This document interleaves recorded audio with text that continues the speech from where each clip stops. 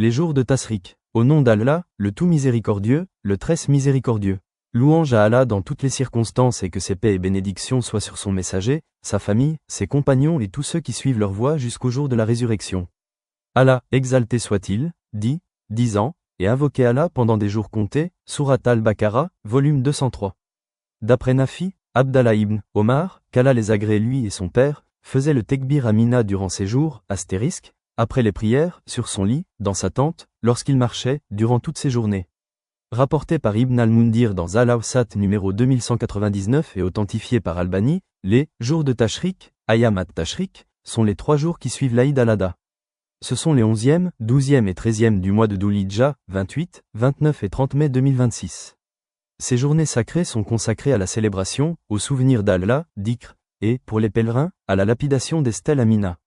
Le prophète Muhammad, paix et bénédiction sur lui, a désigné ces jours comme étant des moments de festivité, de manger et de boire.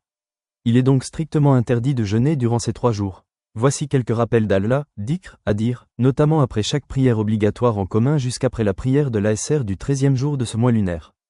D'après Ikrima, Abdallah ibn Abbas, qu'Allah les agrée lui et son père, faisait le tekbir de la prière du Fajr du jour de Arafat jusqu'à la fin des jours du Tashrik et il ne faisait pas le tekbir après le Maghreb.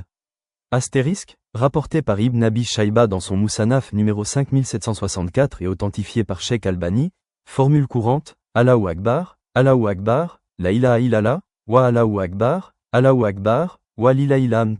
Allah est le plus grand, Allah est le plus grand, il n'y a de divinité digne d'adoration qu'Allah, Allah est le plus grand, et à Allah appartient la louange.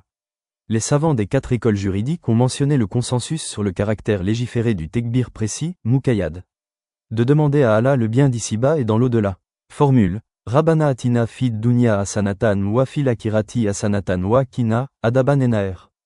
Traduction, Seigneur, accorde-nous un beau bienfait dans ce monde, et un beau bienfait dans l'au-delà, et protège-nous du châtiment du feu.